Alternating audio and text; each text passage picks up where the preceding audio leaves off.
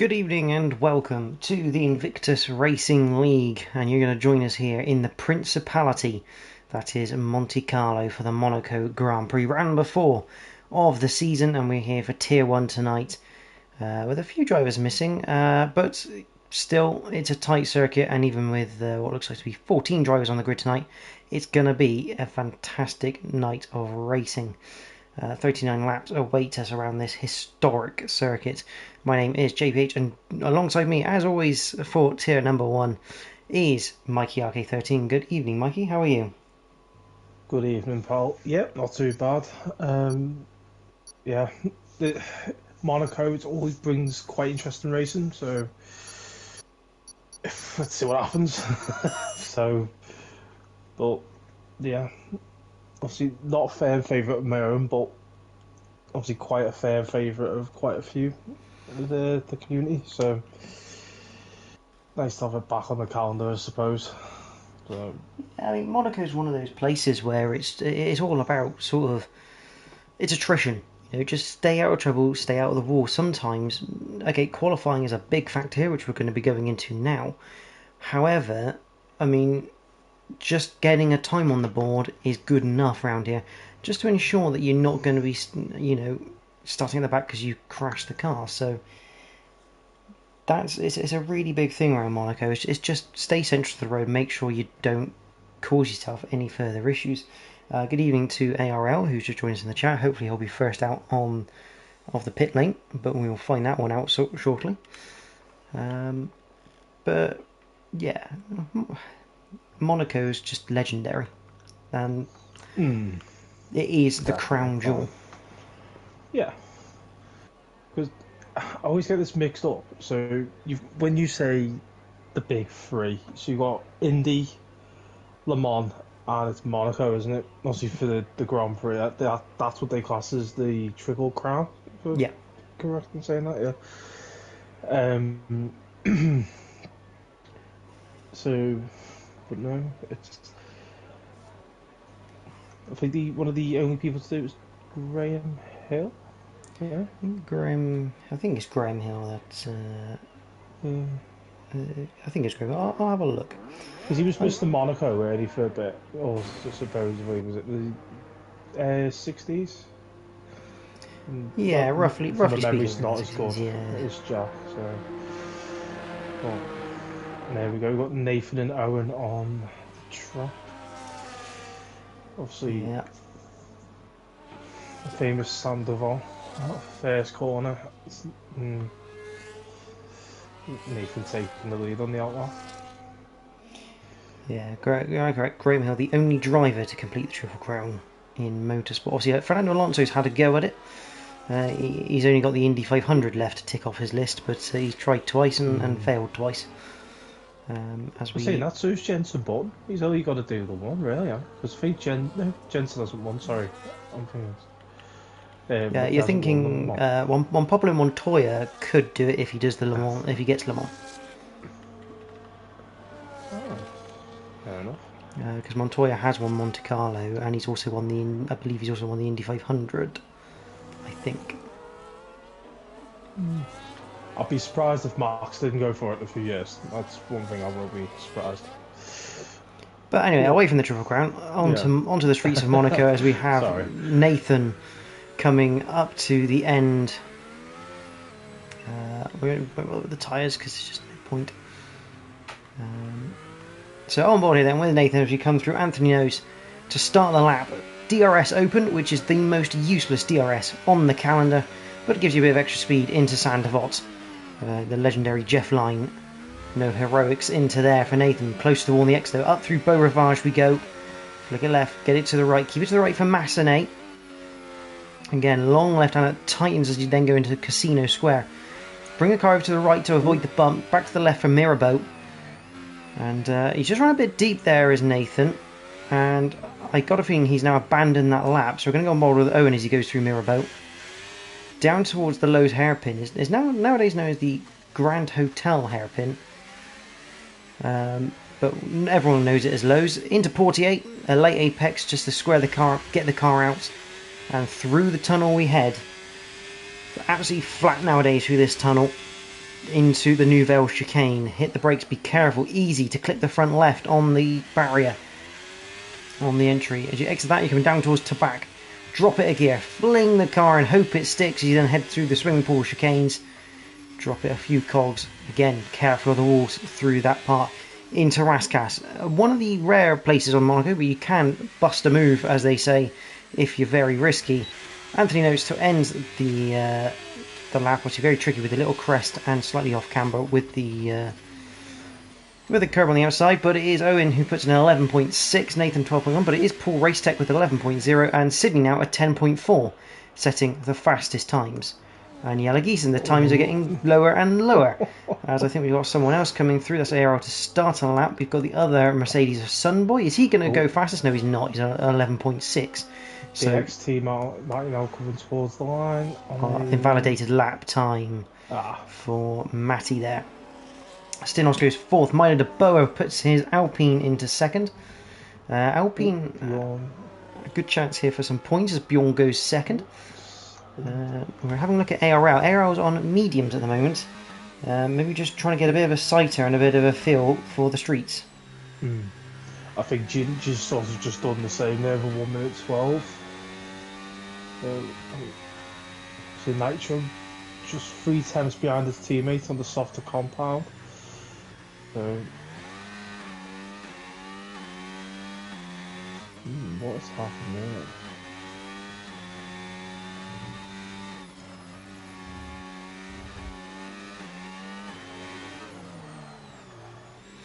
So ARL into Rascasse. Lights the rears up on the exit. You slice through Anthony Nose to the line. It's going to be not too bad, a 1:11.554. That's quite good there, mind you, on the medium compound as well, to be fair. Yeah, check the tyres up that they've done their best lap time on.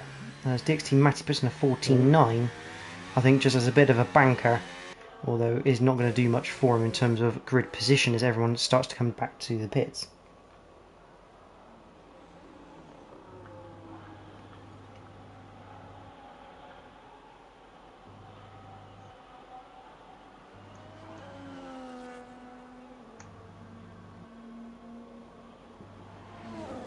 Ginger obviously giving it another go on the mediums.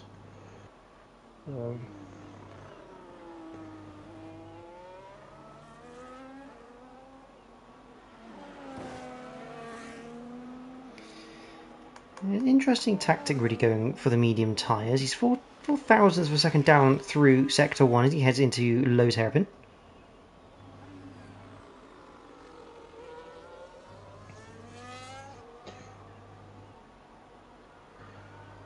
I suppose you'll know where you can make some time, obviously on the softer compound. Imagine probably go for that in about 5-6 minutes time. It's sort of a last ditch attempt. Into Nouvelle. Looks pretty clean through there. I mean, it wouldn't surprise me if sort of... Because it is quite a short, obviously it's a very short lap round Monaco. So you can afford to do sort of more than one lap on a set of tyres and still get back in the pits and probably have another 2 runs here for Ginger Tiger. As he comes through, Anthony Notes. Is he going to improve this lap time up to the line he goes? DRS open. He does improve by just under 3 tenths, so 1:11.8 puts himself into 11th for now. Yeah, it's quite a decent lap to be fair.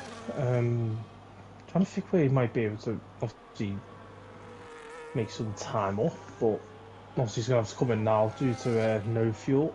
So the only person obviously behind him at the minute is his teammate, so who's on a fast lap.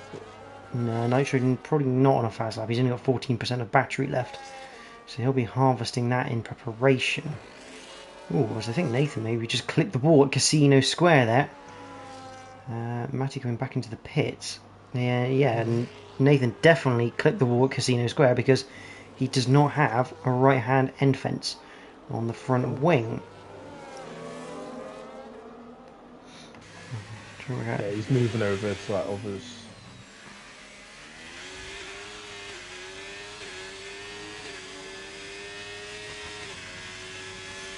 Be on board with Owen down to the Nouvelle chicane. And riding that curve, make sure you don't cut it. Very easy to get a track limits around Monaco.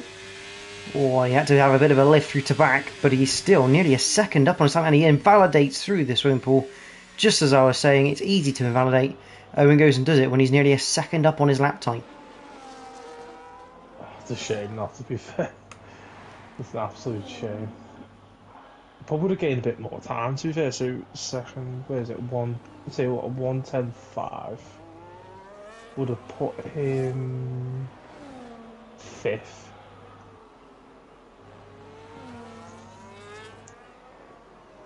But he knows he can do it. So it's just that last sector. He's just got to conquer. So.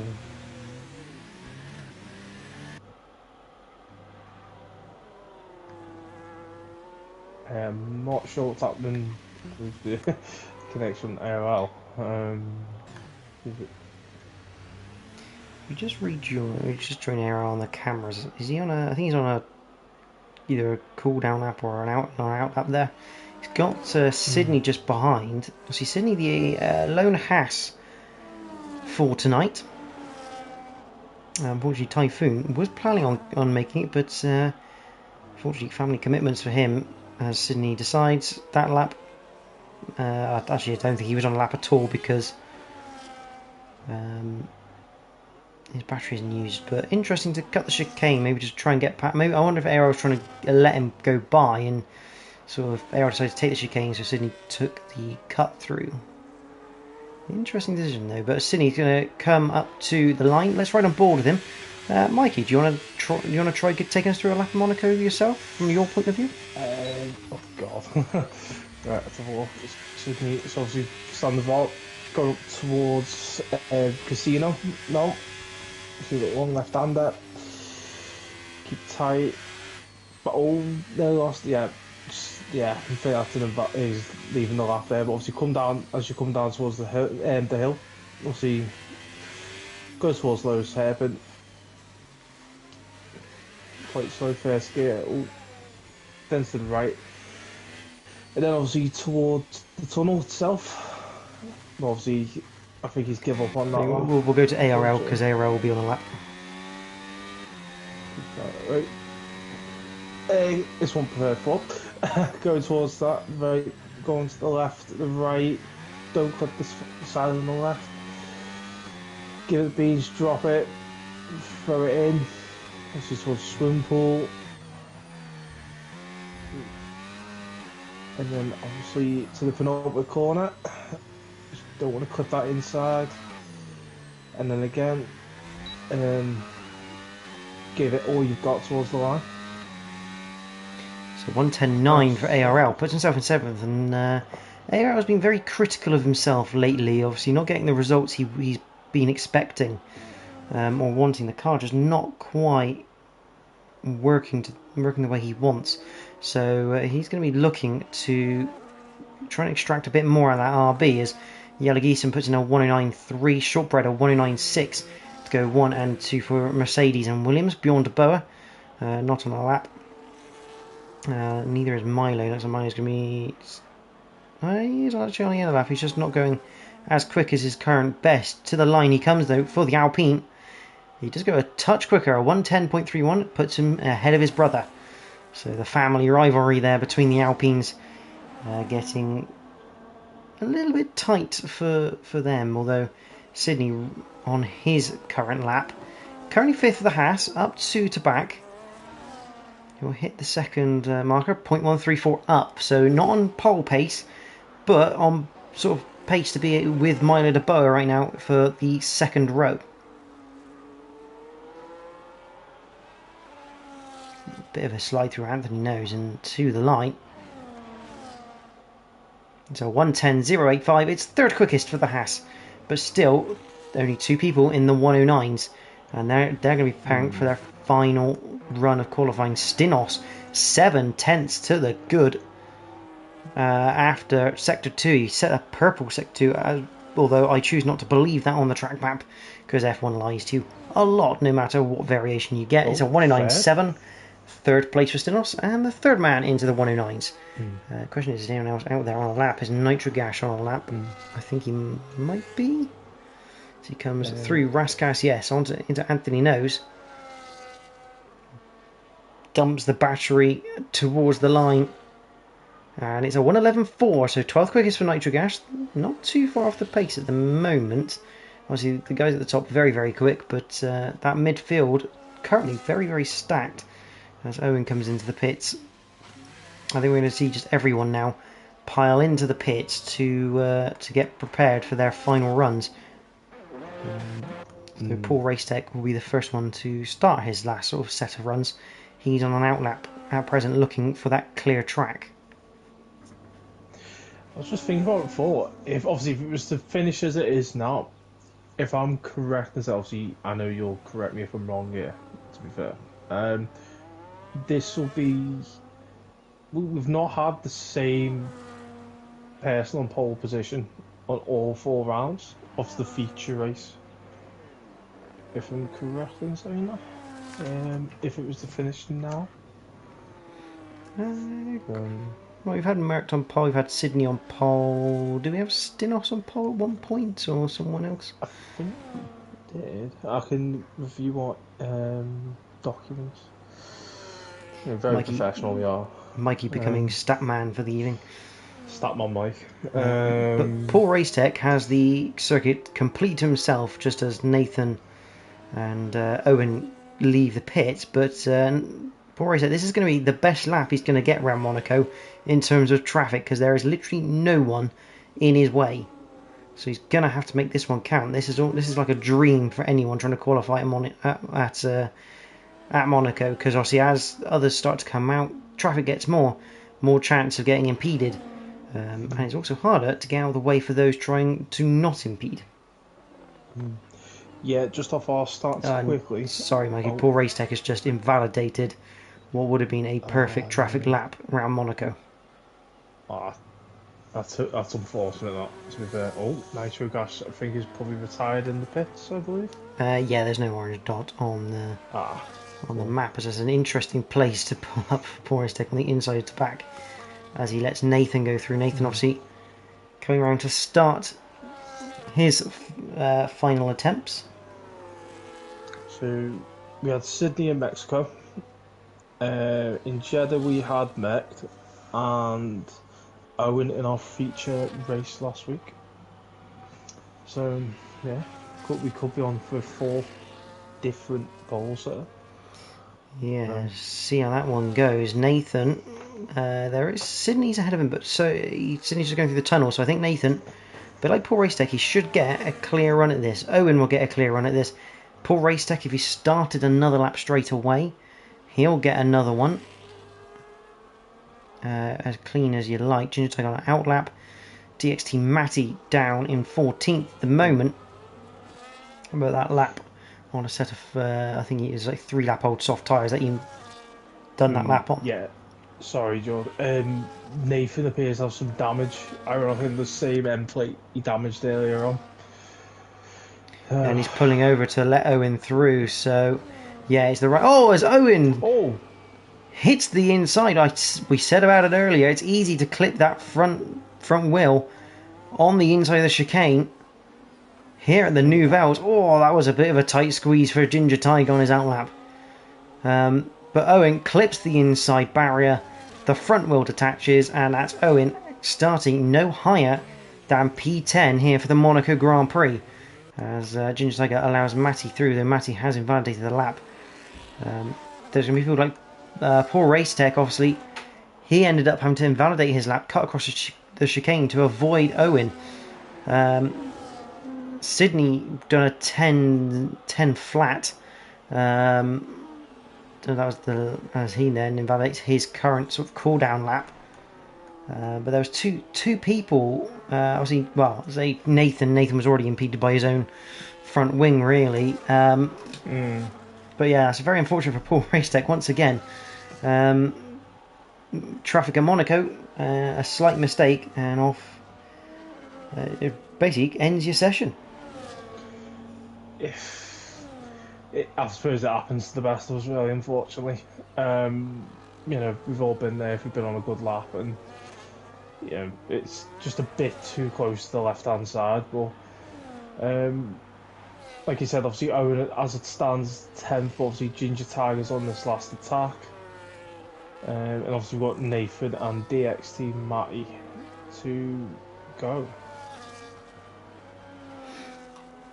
So up to the line, TTG Nathan does go quicker, even with that broken front wing, but it's no higher than 13th. For Race Tech Beyond a Bow, they are finished. Beyond a Bow finishing no higher than 6th. Who we got? We got Milo coming. Ginger Tiger, DXT Matty. Matty does go quicker, but doesn't go any higher. Ginger Tiger stays 11th. Milo the Bower, he puts himself into the second row, 4th place for him. We've got Stinos coming to the line now as well. He's up on his current time. What can he achieve? It's second quickest now for him. It's Sunboy, I think. Yes, Sunboy up to 7th now.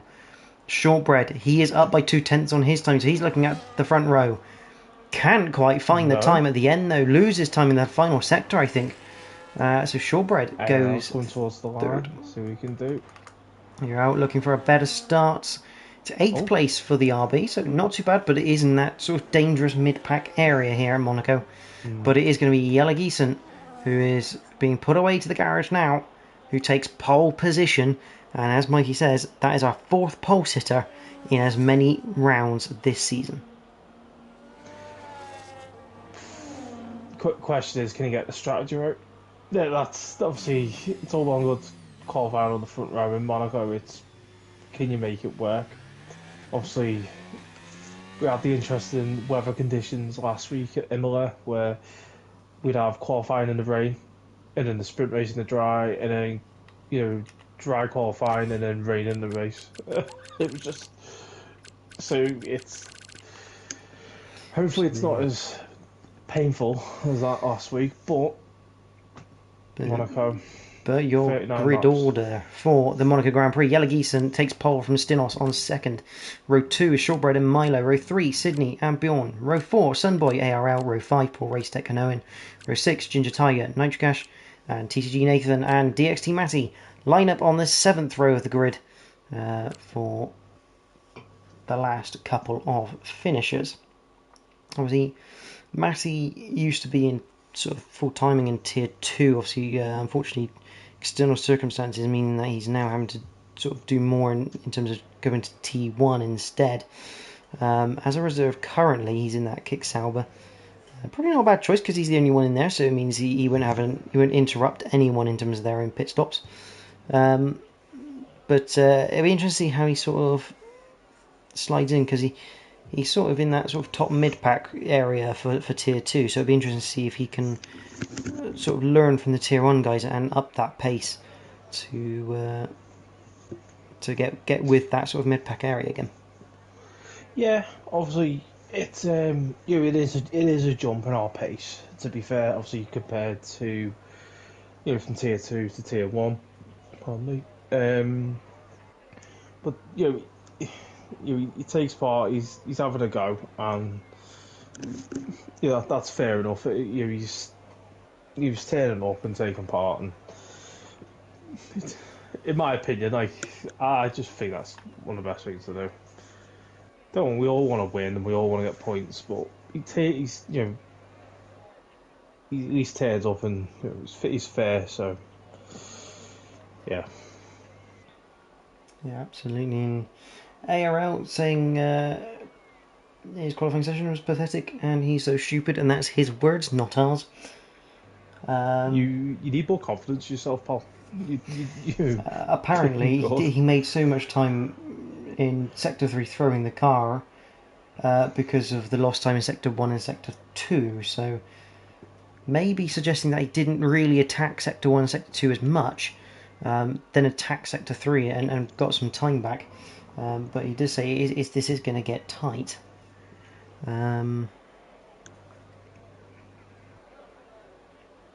Which he's not wrong. I think first corners could be an interesting one. It always is, but on Monaco, it's just as long as everyone gives each other the fair amount of space, happy days. Yeah. But no, As the immortal Jeff says, no heroics into Sandavot. Although someone's going to throw a heroic one and get away with it. More than, well, I say more than likely, probably less than likely, but you never know around here what's going to happen. I mean, we've got 14 drivers around Monaco. I mean, 10 cars around Monaco can be an absolute chaos fest, but 14, nearly 3/4 of the grid, which is still quite good for Monaco, considering it's one of those races a few people decide to miss because of sort of how chaotic it can be and how easy it can be to sort of practice it and then sort of ruin your race in one corner. I mean, you look at Owen, all he did was glance a wall at the chicane, and that was curtains. Yeah, it is what it's an unforgiving track. To be fair, when you get it right, it's great. Sorry, but no, if it go like the littlest of issues, is just it could just destroy your race. To be honest.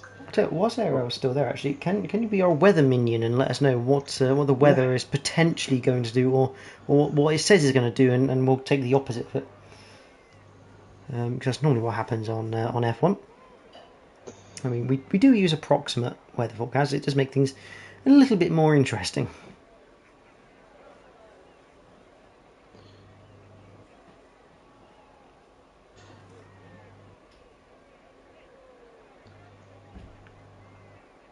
Right, I believe that is the go signal to our lovely drivers. So they'll be prepared for the pain and anguish, as they say. But no,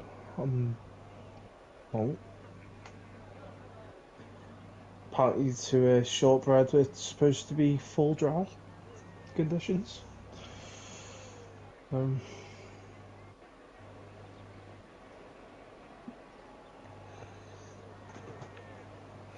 So we're going to head to the formation lap then for the Monaco Grand Prix.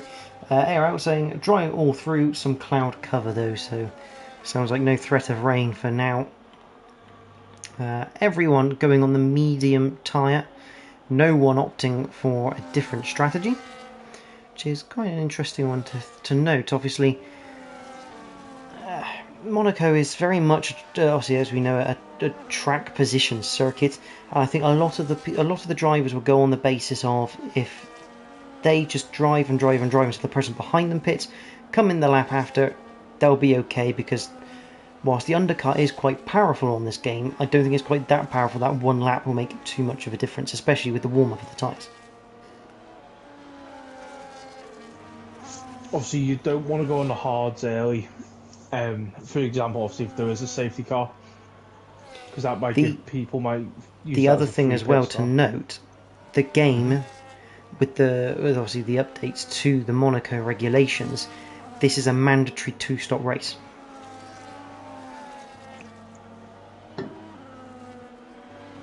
This should be quite interesting. I believe it came in an update. It wasn't. I don't think it was originally in the game as such. I believe it came in as an update, but Monaco now, as per the real life calendar, it is a 2-stop race, which may be why a lot of people are going mediums. No one trying the hard strategy. Sounds mad, but it might have been today's update. Obviously we don't know. There's been a few updates lately, but obviously all our drivers starting to line up on the grid. Obviously, Matty now just taking his position at the back.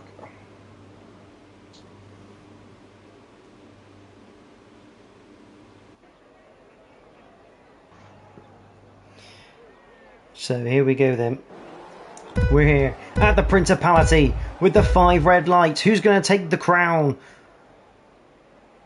It's away we go then here at Monaco.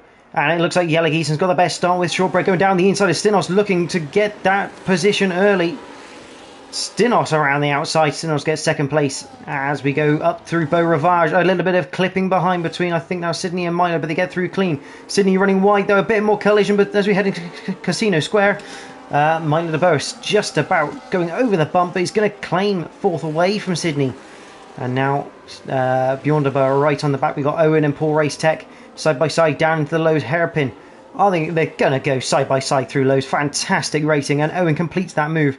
Paul Race Tech sort of boxed in a little bit by ARL, but again, not really ARL's fault. He's taking his line and is behind Sunboy. But we get through the first sector, there's no carnage, and we are single file going through the Nouvelle chicane down towards Tabac now. It looked like Nathan was having a little look at Nitric Ash, but couldn't quite find any room to work with. But yeah, Mikey, over to you, because for once, I'm not having to commentate massively on battles to start with. You must be enjoying yourself, to be fair. It's not too bad. You can take it easy a little bit tonight. But no, obviously, fast lap so far, He's in 116. Obviously, it's only first lap, so that I'd imagine that'll drop quite dramatically next lap. But yeah, obviously, the only overtake so far is Owen on Paul Race Tech going into Lowe's hairpin. And yeah,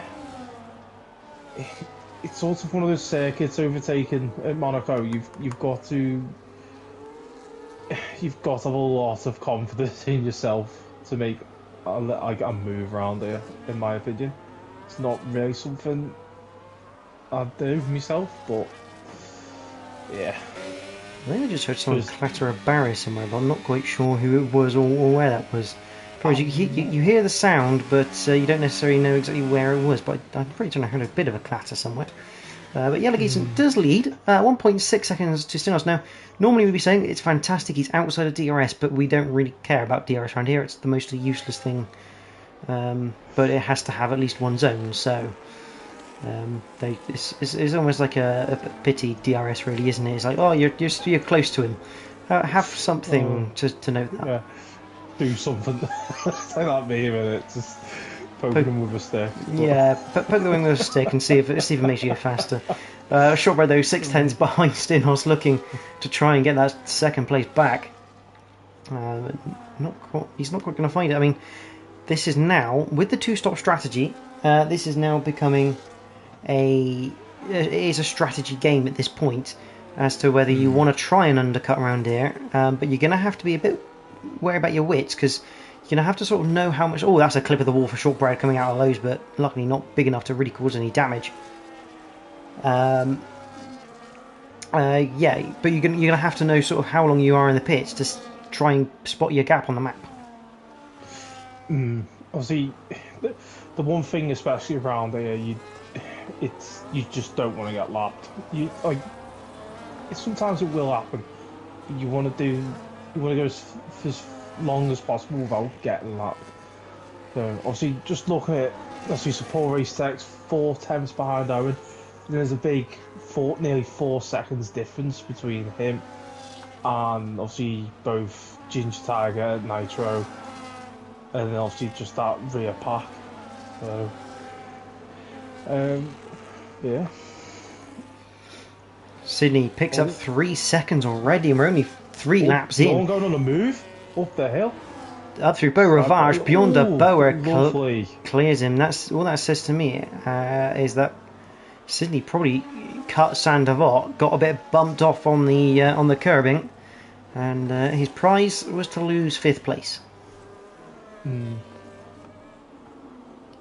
Obviously, as well as the fact the 3 seconds, unfortunately, but we crack on. Owen behind ARL now.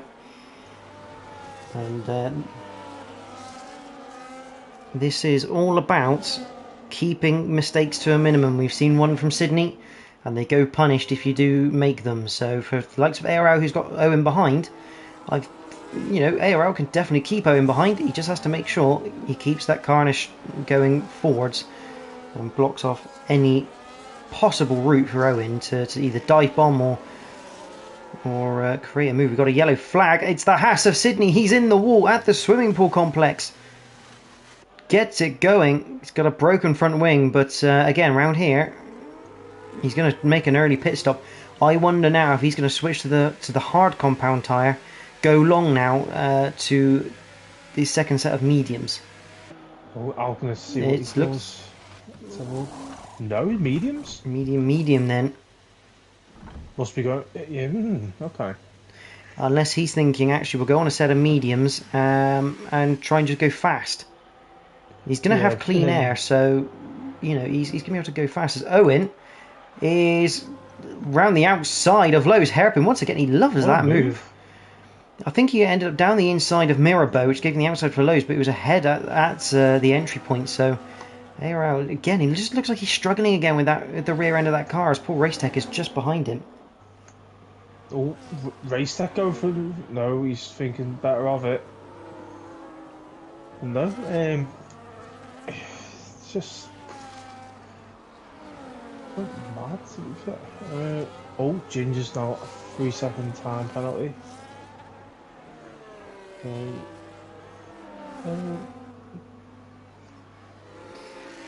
Paul Racetech still behind. Ginger Tiger picks up a penalty, and he's got Nathan behind. Again, Nathan not really close enough to try and create a move, but Shortbread is getting closer to Stinos.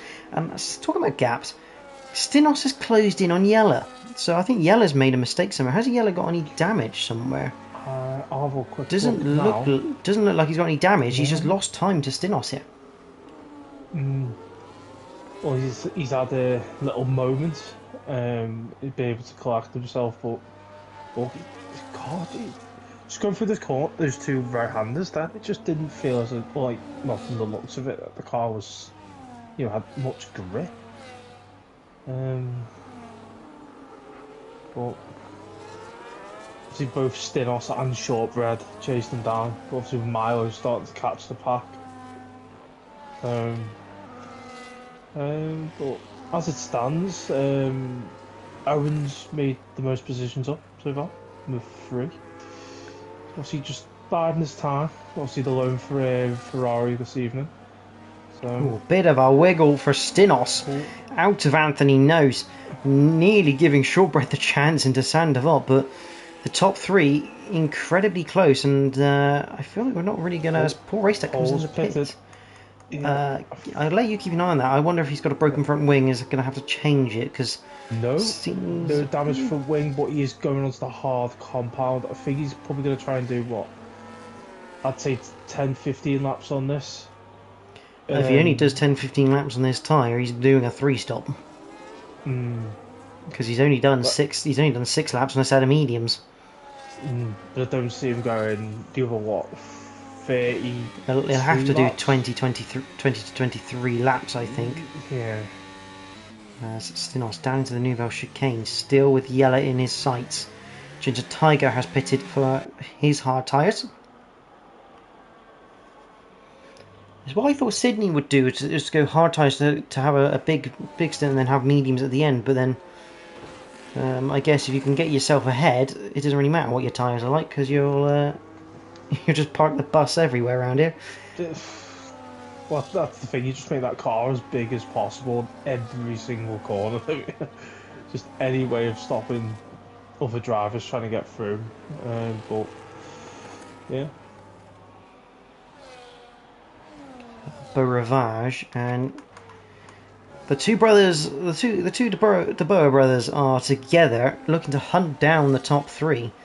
We haven't really touched on the standings yet, which I might do in a bit because obviously everything's a little bit stationary right now in terms of where the race is at.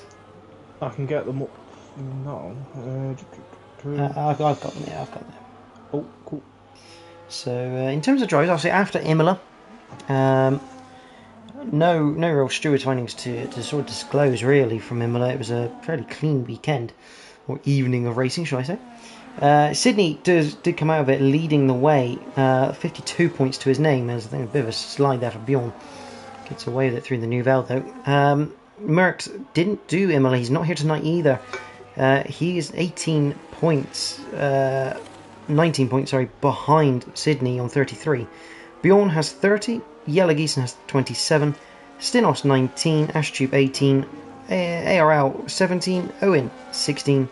Ivan 13, and Paul Racetech rounds at the top 10 on 12. As Bjorn De Boer comes into the pits for his first stop onto a set of hard tyre. In terms of constructors, the Haas team do lead with Sydney scoring 100% of the points so far. 52 points for them is 41 for the Alpine, so this is a really good opportunity for them to get in the lead of this championship. Just 11 points behind. Williams have 38 points. Mercedes also have 38 points, with Racing Bulls on 35. The rest of the constructors lower than that, 6th to 10th. So lots of opportunities here. I mean, in terms of drivers, no real opportunity here to see a new leader on the way out, but definitely a chance for a constructor change as Paul Racetech gets past DXT Matty. Oh, sorry, just not sure what's happening in the tunnel there. Just between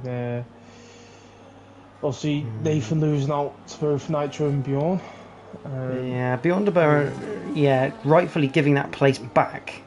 He sort of done that off the circuit, so he's giving that place back to Nitro.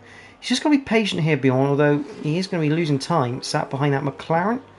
He does have a look at Anthony Nose, but can't quite do anything about it. This is the problem when you pit early.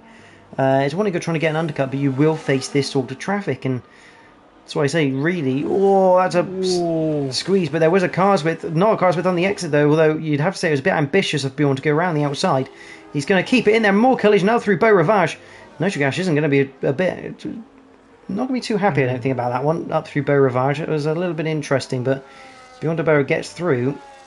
Might be a conversation with the stewards, but it depends how they feel later on.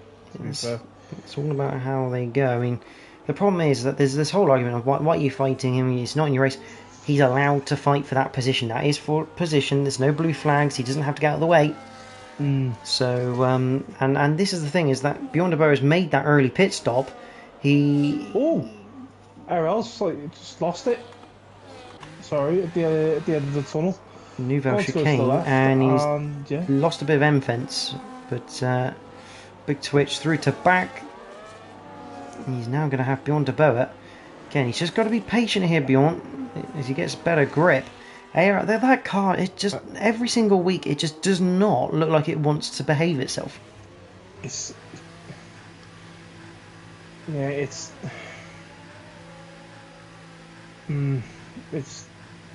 I don't know, words actually can't describe it. It's obviously IRL's penalty. No, fair enough. He's back out on some new medium compound tyres. Meanwhile, Shortbread carrying on at the moment. Owen up to second, obviously. First set of pit stops still to be taken. Well, I think Shortbread may have a great idea here. Because if Owen stays out, causes... Obviously, Yellow Geese at the moment has clear air, which isn't ideal for Shortbread, because those tyres will start taking as Shortbread does now come in. But if Owen stayed out, and they both stayed out, he'd have to try and get past Owen. But obviously, if Owen holds them up... Exactly that, and this is the thing with Monaco, and this is why Bjorn de Boer... Owen's in as well. This is why Bjorn de Boer got a bit impatient, but this could be tight on the exit. Here comes Shortbread. Yellow Geeson coming down the main straight. Just get in front, as does Stinos. And Maya de Boer gets Shortbread as well. So that one lap for Shortbread wasn't a great in-lap, and he's now down to 4th with Bjorn de Boer for company as well. So the top 5 all in close attendance. Owen is in 8th place at the moment, and he will keep that 8th place from Paul Racetech up through Beau Rivage.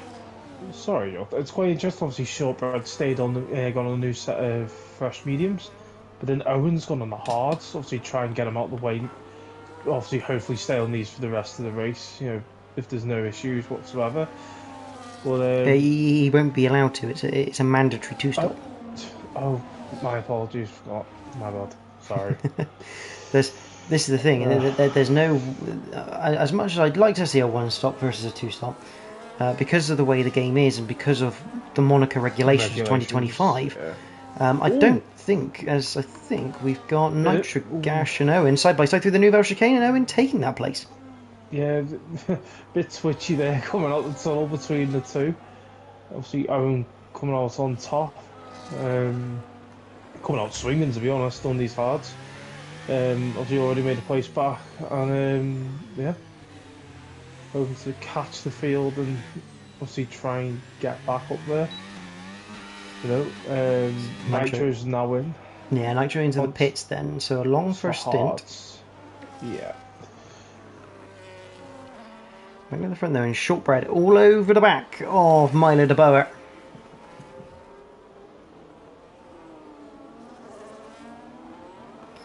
Down through Lowe's and towards Portier they come. Lap number 13 of 39. Still all 14 runners running around the circuit, which is good to see. 33% way through. Obviously DXT Matty down in 14th, we know, probably going to have to get up to speed in this tier, but this is not really the right place, shall we say, to be trying to get up to speed with tier 1 drivers, but it's part of the calendar, and yeah. I hopefully he's still enjoying driving that car around the streets of Monaco. Thing is, he's giving it a go, isn't it? And I think that's one thing you can, in fair play, he's, taking part. Fair play to Mike, fair play. Well, this is the thing, is what we say to drivers every week: don't retire the car if you have a bad start, because, for example, for Matty, he's not really anywhere near the points at the moment. Points going down to 12th. What it takes is 2 drivers to make mistakes, crash out, and DXT Matty's in the points. So, or get big penalties, yeah. Or like you said, mistakes. But yeah, obviously in regards to our penalties, we've only got 3 seconds for Sydney, Ginger, and Bjorn at this moment in time, which for this far into the the Monaco Grand Prix is actually pretty good.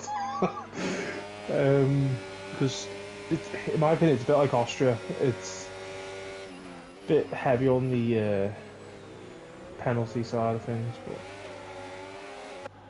not too bad at the moment.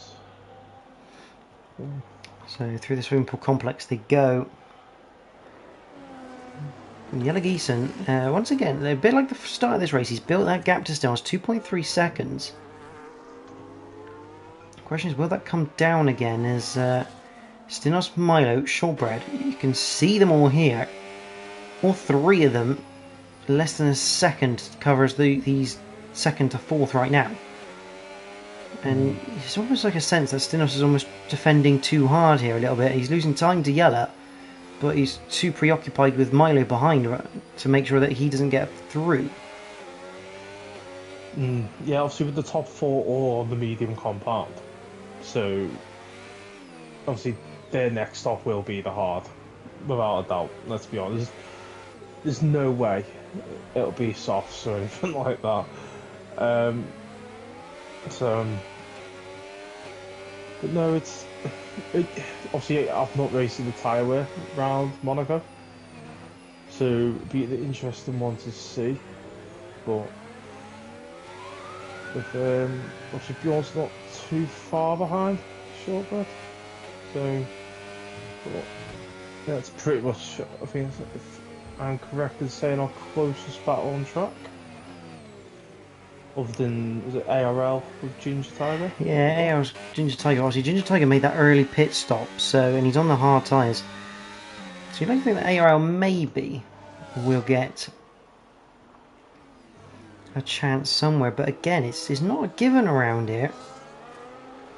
Sydney 7.8 behind Paul Racetech. Remember, he was the first person to make a pit stop after having an incident through the swimming pool complex.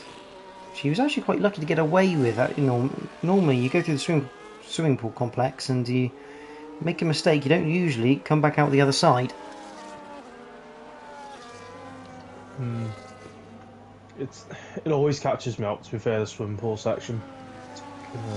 I tell you what, just look at the time Stinos is losing now, 4.1. He is heavily looking in those rear view mirrors right now. You just get the sense that he's actually sort of like, forget Yella, I'm just going to make sure I drive safe here, do not hit the wall, because as long as he does that, no one's going to get past him. But it's costing him a lot of time. Yeah, make these work their own tyres. It's obviously gives Yella the chance to get up the road, but it's that strange point with Monaco. Do you want to give people too much room, and obviously be more safe. But then under the and they've made a 3-second penalty. Sorry. Or do you want to, attack and try and stay close, but then in chance danger your own position by making tricky moves? So it's almost like 4D chess around here as Nathan comes into the pits. 4 laps on those mediums. Doesn't seem like a lot. He does have a damaged front wing. He's got a front wing end plate missing, and yeah, so he's going to come in, change that front wing, go on to hards, but I fear that may have just put him potentially on, I say that is 22 laps, which I think the hards might be able to do, but we'll find out as the race goes on. Oh, the X team Matty now with a 3-second penalty, obviously. Yeah. And I've just seen an They old... all crossed the white line on the exit. Well, that's the first one this season. I believe I'm correct there, George? Yeah, first time I've seen. I mean, it is a bit of a tricky one around here, because obviously you do You've got sort of... that right-hand wall, haven't you? Yeah, you got to hug the wall on the right-hand side. I wonder if he's just lost the back end a little bit going on the way out, and he's just put him across on the exit of Saint Devant. Yeah, just seen an old patron of ARL, JP911, commenting on the stream, asking how it's going. Been a while since he watched it live, and welcome in, JP. Hope you are well. We are doing well. Yeah, we are live here at IRL, and every race this season being shown live with commentary, which is fantastic to see here for season 21.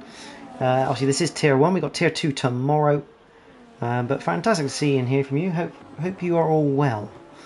Hopefully we'll see you back in IRL in the near future.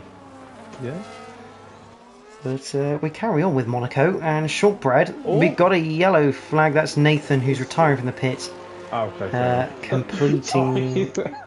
Yeah, he's completed 17. 17 laps. No, he's not. No, he's not quite completed 17 because he's technically gone a lap down now. So I think he's completed 16 laps, I think.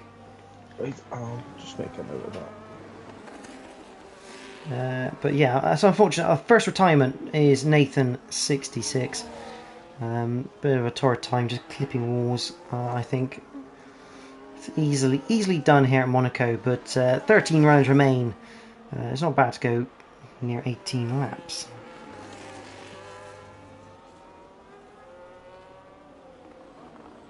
Yeah, to be fair, he didn't really have the best of races, unfortunately, Nathan, did he?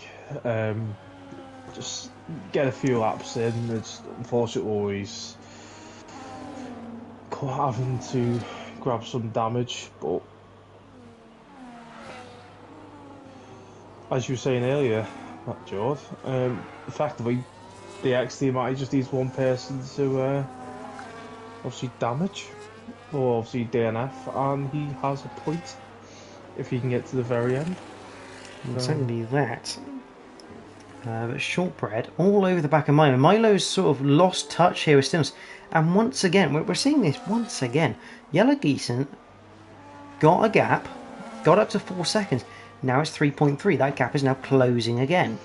So it's almost like that car set up to go really fast at the start to make sure he gets the gap, and then it's almost like it just slows up a little bit. Either that, or Yellow decides, okay, I can just take the gas off a little bit. As ARL picks up 3 seconds. I think that was through the Nouvelle chicane, and he lost a place for his troubles. Or was tight. Fortunate. Or did he go for a move on nitric gas at the Nouvelle chicane and it didn't quite work? That is the other thing. He does have damage. Oh, does he?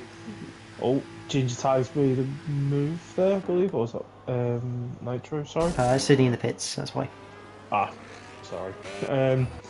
But no, you don't know. To be fair, with Jelly, is he might have a setup that's more harder on the tyre itself. Because also, as you know, obviously certain setups will be more damaging on the tyre, take more obviously wear and stuff on the tyre. So before we know, like still Milo de Boer comes into the pits on lap number 20 to swap out those mediums for the hards. Remember, If you are just joining us, welcome to the Invictus Racing League Tier 1 here at the Principality of Monaco. If you are just joining us and wondering why drivers are making 2 stops, it's because it is mandatory around Monaco, as per the F1 2025 regulations this year. Sorry, can Paul get him on the... Oh. No, he won't, I don't think. Sorry. No. It was made a mandatory 2-stop, so 3 sets of tyres. 2 compounds have to be used, but you must use 3 different sets of tyres for the race, which is why we're seeing these 2-stop strategies, which I like the idea of it. I think I'd almost prefer it to be you have to use all 3 compounds instead, and see that at every racetrack, not just Monaco, because Monaco is quite a hard track to sort of gauge whether this sort of regulation works, because it's almost like an easy place to sort of strategize for, which is basically wait for the guy to pit after him. Or if you need to get your team to get more points, park your car in front. Or Stenos into the pits. Well, Shortbread continues. Just about to say then, obviously before that lap, onto another set of hards, was he? No, he was on mediums then. So he's onto the hard set for his final stint. But no, like I was saying before, when he got down to 3.2 seconds, if I remember correctly, sorry. Yeah, obviously back up to 4.3. So, obviously, see what he can do. The nice thing for Owen's pitted as well. I would also say this, Milo de Boer, he's very good on his in-laps and out-laps, because he has made the position up on Stinos. He's now ahead of Stinos on track. So Milo doing a fantastic job of especially that outlap on the cold tyres to make up the time. I mean, he's now 3.5 ahead of Stinos. I'm assuming Stinos didn't have any damage that he had to repair it. He had to change in the pits, but... No, just tyres. Just a straight swap. So maybe Stinos just struggling that much on old tyres that Milo's done him through that pit stop phase. As in comes Yella and Shortbread. To be fair, I'm quite surprised. And Bjorn de Boer's in as well. This is an interesting... Is he going to go on... He's going on to another set of hard tyres. This is interesting strategy from Bjorn. Well, this question is the thing, is Yella's now in second. Yeah, Milo into second. Milo de Boer is the de facto leader of this race.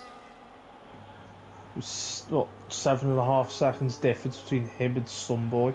Yeah, well, Sunboy's still got a pit. I'm just saying. It's Yella Geeson he had to worry about, and Yella Geeson's behind him. Obviously, Stinos 3.1 away from Yella Geeson, and obviously Shortbread trying to catch up to Stinos. But no, Paul Racetech was like 12 laps, sorry.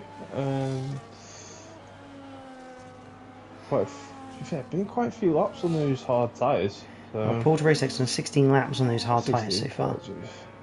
Good evening to JMB Surreal as well. Welcome in. Thank you very much for the kind words. And yeah, the race getting interesting here. Obviously, you get to do it yourself tomorrow for Tier 2. Very interesting how that goes. But the big story is this battle that is the de facto leader of this race, Milo de Boer. I mean, that must have been a 5-second gap that he's managed to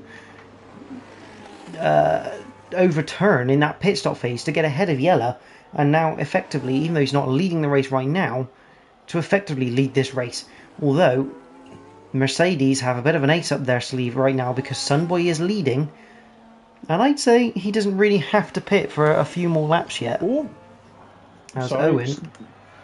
No, Yella Geeson just tapped the rear right and going into the top near towards Lowe's hairpin. No damage from what we can see. Just a slight love tap, but yeah, a slight tap won't do too much. But Yella obviously feeling like he's going to have to get Milo early here to pull that gap that he's been able to do so often at this start of a stint. But we've got a yellow flag. Stinos out of this race. He's clipped the front left into the Nouvelle chicane, almost like Owen, and it's a safety car. Sunboy licking his lips right now. He's surely coming into the pits. Yes, he does.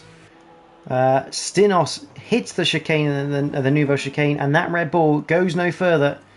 And as we said before, DXT Matty is in the points.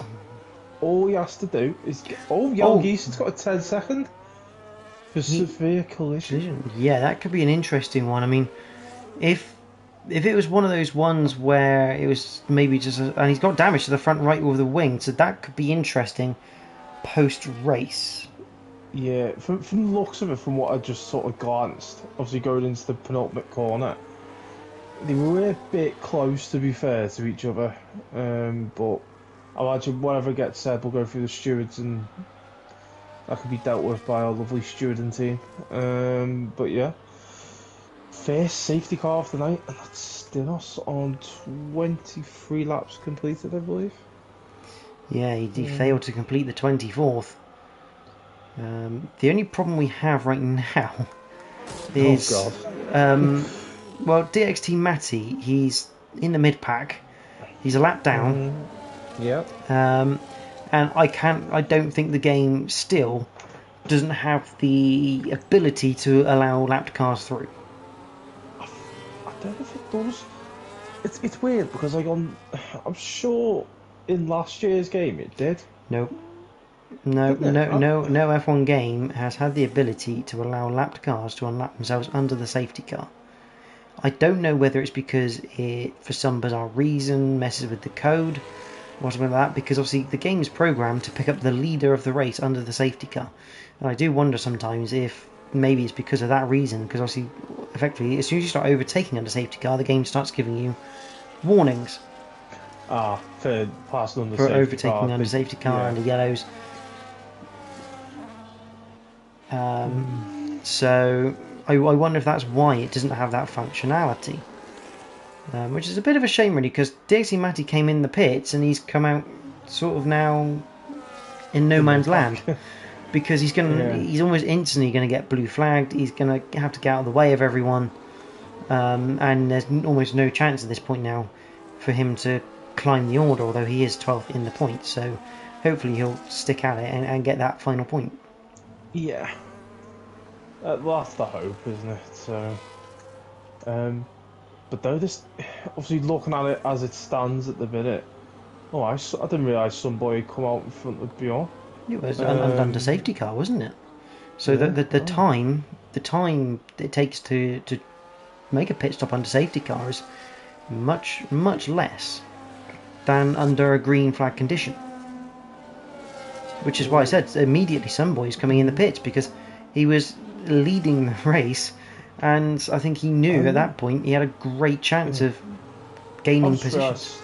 Sorry, Bjorn had actually gone in for the medium compound. I didn't realise that. Sorry, he was on the hards before, so that's probably. I think that's is that his third pit stop? I feel like it's his third pit stop. I could tell. It was, yes. So Bjorn's made 3 pit stops. ARL's made 4. He's trying to go for a button charge around Monaco, which is not advisable, but it's anyone could do it. ARL can do it. I have faith. It's yellow confirming he's got damage on that front wing, which we can see. The only thing for ARL is he's going to have to get a bit of a move on here. Otherwise, they're going to start without him. To be fair, Owen's been sort of quiet past few laps.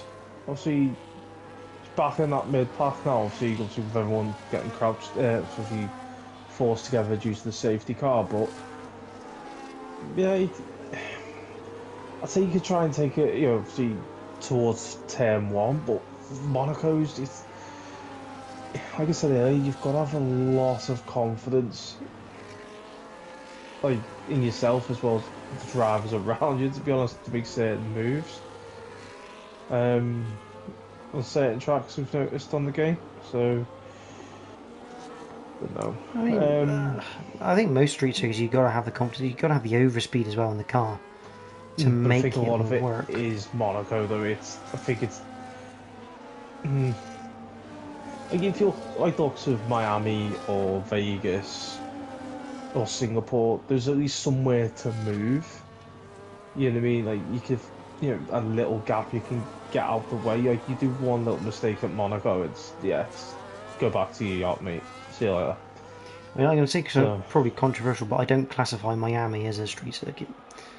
Because it's not really on a street, it's pretty much a purpose-built circuit.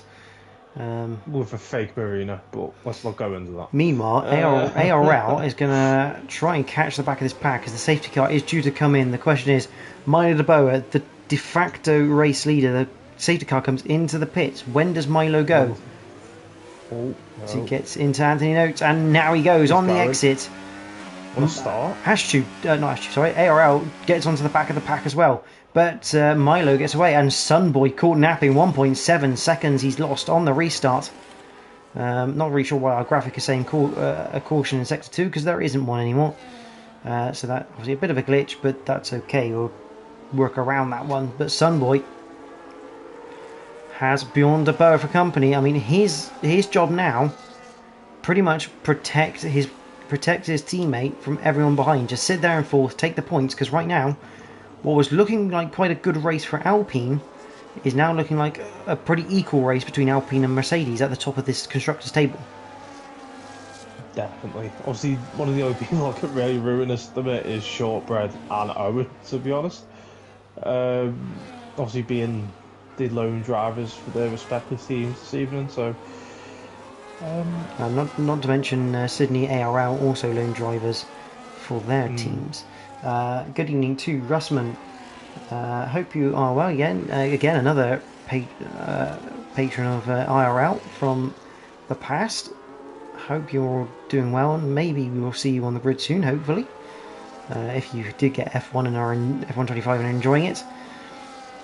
Always had good races with Russman in, I think, RP whenever I've done it. As DXT Matty has retired from a point scoring position. That'll be 20. What's that going to be? 27. Completed 28. Yeah, 27 laps probably completed. Big shame though for Matty. He was in a point scoring position. It was only a solitary point, but it was a point nonetheless. Yeah, big shame for Matty, but there we go. So 11 remain in Monaco. Milo De Boer still leads the way from the Yellow Shortbread is in third, with Sunboy fourth, having a bit of his own little battle with Bjorn De Boer, and Bjorn right behind the Mercedes. He's going to want to get past here. I must be though, Sunboy not exactly dropping off the back of the top three, although the top three may, again, as we've seen before, even though they're not technically battling in terms of side by side, Milo very much driving on his rear view mirrors, which naturally slows you down. Like you were saying with Sunboy then, obviously he's not exactly losing all that time, but I don't know if he's doing it as like a, he might get past you, but like if you can hold him back for as long as possible to stop him from trying to catch, obviously, Shortbread, it could literally be team orders. Obviously, if we don't really know, but yeah, so it's hard to tell with like the sort of team order side. That he's just found 6 steps. Yeah, but you got to remember, I mean, that's 6 steps because look at Milo. He is defending like you wouldn't believe right now. He is making sure he's almost parking things on the apex a little bit to ensure that Yellow doesn't get any runs out of corners. Doesn't use, because obviously Yellow's got 2 lap younger tyres, which doesn't sound like a lot, but I think on this game it really is. As they start to wear, those 2 laps become quite crucial. I mean, Yellow does obviously have that time penalty, but if Yellow doesn't pit and serve it, there's every chance he may contest that and get rid of it. So again, Sydney picks up 3 seconds now. Yeah. Obviously, we obviously don't know what the ERS capacity is for both drivers because it's not something we do. Just so it's fair across the board. But yeah, it's quite close knit in the top 6, shall we say? So not too bad. Yeah, somebody slowly catching that gap. Oh, bit of a clip on the inside wall for Yellow. His car does end up ghosting. He just clipped the rear right through Mirabeau. I think, was it at the top part? He did that earlier, to be honest, as well. He's got to be careful because Shortbread will if you can go for a move. Has he still got damage from before as well? Sorry. Yeah, that damage came from under the safety car. I think when he had that collision with Milo. Yeah. Oh, okay. Owen in 6th as well. He's got Paul Racetech behind as Shortbread now picks up 3 seconds. That I did wonder if that was a little bit too much through the swim pool chicane, and it was. So 3 seconds now go to Shortbread, and this puts Sunboy in a very favourable position along with Owen. Mercedes. Owen as well, because if Owen can start to catch this top lot, yeah, this is what's got interesting. I mean, what's Bjorn got as well? Bjorn's also got 3 seconds. So he'll have Bjorn, so he's 5th. Obviously, as it stands, 10 seconds from Yelheason. So that'll put him to 4th. If he can just grab onto the back end of Shortbread, podium. Yeah, very provisional podium, but no, I know, but it's it's something to look forward to for him. But he's got to make sure he gets onto the back of this lot ASAP now. But again, he, a little bit like Milo was, he's also sort of driving on his mirrors because of Paul behind. I think, obviously, after what happened in qualifying, Owen has been very careful, especially coming out the tunnel on the left-hand side. After what happened, especially to Stenos as well, not so long ago. So, no. Oh, Shortbread getting all sorts of sideways out of Raskas. He is trying to push the limit. Yeah, I think Yellow clipping the rear inside tyre again on a bit of barrier, and Sunboy now within a second of Shortbread.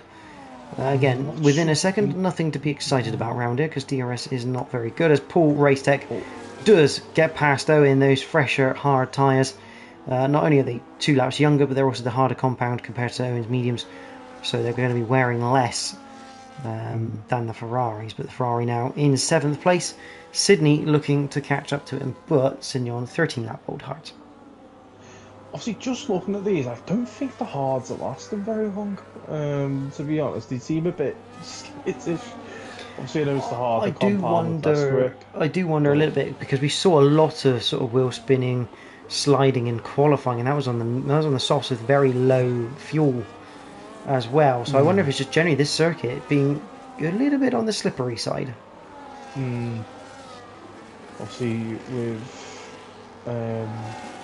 7 laps to go, let's see what happens. But obviously, as it stands, Milo is our front runner, half a second up the road from Yelheason, and with Shortbread not too far behind him. So yeah, the top 5 now covered by just 2.5 seconds. Paul Racetech a little bit further behind that. We'll go to gap to leader for the end of the race, so we can start to try and work out what sort of order we're going to get at the end, because they're going to finish very, very quickly. And Paul Racetech, I mean, considering he started off this season as a reserve, and obviously it got sort of into that full-time Red Bull seat, he really has picked up the pace. I mean, Imola, he got a podium partly through the strategy, but he also had to have the pace to make that work.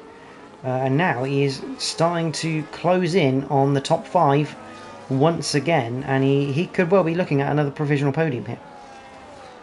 Yeah, obviously, to be fair, he's, like you said, he's come in, made the seat his own. Obviously, it's basically everything that some drivers would love to do.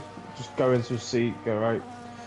There you go. Oh, we've got a yellow flag. That's ARL who spun it, and the Nouveau chicane lights up the rear tyres. I mean, they're going to be burnt out like you wouldn't believe. So I think he'll be coming into the pit. He's got, oh my word, he's going to have to say, oh my word, we're going to stick with ARL. I know there's battles going on, but those rears are going to be absolutely red hot and no grip whatsoever. So we'll watch him into the pit lane. I'm sure he's going to come into the pit. No, he's going to carry on. Yeah, here we go then. Formula Drift with ARL. in round Monaco. I mean, surely at this point he comes in the pits and gets a set of softs on and tries to go for fastest lap, but instead he's decided he wants to become James Dean instead and try and score some drift points around this circuit. He's just, oh my word, here we go. I mean, it's not usual that I focus on a driver right at the back on their own, but this is almost too good of an opportunity to watch. I might have to have a goose myself here. Just a quick look. I mean, you might have arrived too late, Mike. Those rears might have started to cool down by this point. You see the back end is sliding around. No one's really making any overtakes at the moment around this circuit, so this is entertainment of its highest quality. Sydney is on the back of him. We'll keep an eye on that gap as he gets it all wrong at the Nouvelle chicane once again for IRL. Yeah. I mean, I hope he's having a bit of fun in that car because it looks fun. Although he's getting 2 points out of it as he stands, so surely he's got to come in. He's got to come and get some softs on, go fastest lap. Surely, have a giggle. Why not? But no, he's not going to listen to us. He's going to carry on drifting and sliding around. I love it. Absolutely love it. He's having fun. Let's just leave him to it. I don't know. I'm kind of mesmerised. Oh my word, that's a massive snap coming out of Sandabot. Yeah, I think I'm going to keep flicking between the battles and ARL here because that's too good of an opportunity to miss. I mean, the front 5, they're close. I mean, in front 6 now, but they're close. But they're just no one's close enough to make an overtake. I mean, Owen's got Sydney. Whether Sydney will make an overtake, because Sydney's got 3 seconds of penalties. Will Sydney want to risk this one? Is he going to be able to pull out? Well, the big question is, can he pull more than 3 seconds on Owen in the last 3 laps? As a second lap on older, hard tyres, I think he might struggle with that one. I'm just watching Shortbread here, because obviously I can see Algeson starting to, over the past few laps, just starting to lose Milo up the road. Obviously Shortbread's now on that gearbox, but as we both know, obviously Monaco's not exactly a passing circuit at the best of times. But yeah, obviously it's quite close. I'm surprised Bjorn's managed to keep those mediums going, to be fair, and to stay 1.2 behind Sunboy. That's some achievement, to be fair. But yeah, very close by Algeson there. Going for that left-hander. Aira has finally decided to take our advice. He's gone into the pits for a set of soft tyres. He's now going to come out, do an out lap, do a qualifying lap, and he's going to hope to walk away with 3 points from this race instead of just the 2. Hold on, George. You don't know. He might go for like a drift lap. You don't know those soft compounds. I think those softs will be okay right now because he hasn't decided to do a donut with them at the Nouvelle chicane. Give him 30 seconds. You don't know. Well, he's still got to approach it on cold tyres, so we'll find out what happens there. But Shortbread all over the back of Yellow Geeson right now. And this is, well, I say this is for position. Obviously, Yellow Geeson does have a 10-second penalty, but a lot of the drivers will tell you they don't like to rely on that penalty. They'd rather get it done on track, although if Yellow does get that 10 seconds back, it doesn't matter what Shortbread will do, he'll still lose that place. So if Yellow gets that 10 seconds removed, down into the Nouvelle chicane, actually everyone getting as tight as they can, because you have no choice. I mean, the angle into that chicane with a car so wide, you've got to be tight to that inside barrier to open up the chicane and make it better, make it just easier. Milo de Boa. Boy was a bit shaky then, to be fair. Sorry, just going into that chicane. So obviously last minute did a quick change in the steering. So looks of it. Remember, Milo de Boa hasn't yet had a podium position in terms of a main feature race. Obviously, he had that unfortunate game DNFing at Mexico, and then Saudi and Imola. He's only scored 11 points so far. I mean, at the moment he's on for another 17. I don't know who's got the fastest lap right now. Stinos has got the fastest lap with a 112.7. But that will not stand. he's not able to keep that point. Side by side between Sydney and Owen. Through Massenet and Casino Square into Mirabeau. Sydney gets that move done. He's up into 7th for now, but again, we are on the last lap, and very unlikely that Owen will get dropped by 3 seconds. We also said about ARL trying to go for fastest lap. Ginger Tiger has had... There's ARL at 12.1, but Ginger Tiger has also had the same idea. He's now on a set of soft tyres, but we're going to go to Mile de Boa because it is lap 39 of 39. Shortbread looking for a move around Yellow Geese, and Yellow gets it all sideways, but doesn't lose the position. Mile de Boa, though, he's going to be the winner of the Principality. He wins the Monaco Grand Prix. Sunboy will take 2nd for now, followed by Shortbread. Paul Racetech gets up into 4th. Beyond de Boa is in 5th in the end. Yellow Geese drops to 6th. Sydney 7th at the moment, but he's going to drop as Owen will take that place. So Owen 7th, Sydney 8th. Nitrogash comes home for 9th. I say that he's now 8th place because of the penalties applied. Good stuff from him. We all watch Ginger Tiger now. Will he take away that fastest lap from ARL? That's the question. He's looking for an extra point for him and the McLaren team. Up through Anthony Knows he goes. Up to the line. Can he do it? No is the answer. ARL will take the fastest lap of the race and 3 points for his troubles of racing tonight. It's not the haul he would have wanted, but it's better than nothing.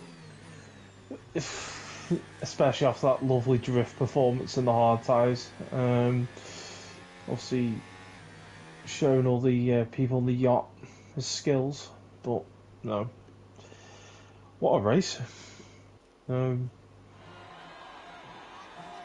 There he is, Milo de Boa, the top step of the podium, and no zombie-like poses in the final screen. Most overtakes goes to Owen. Drive of the day goes to Sunboy, and probably rightfully so after that. Incredible drive. ARL with the fastest lap, and Milo de Boa, the winner.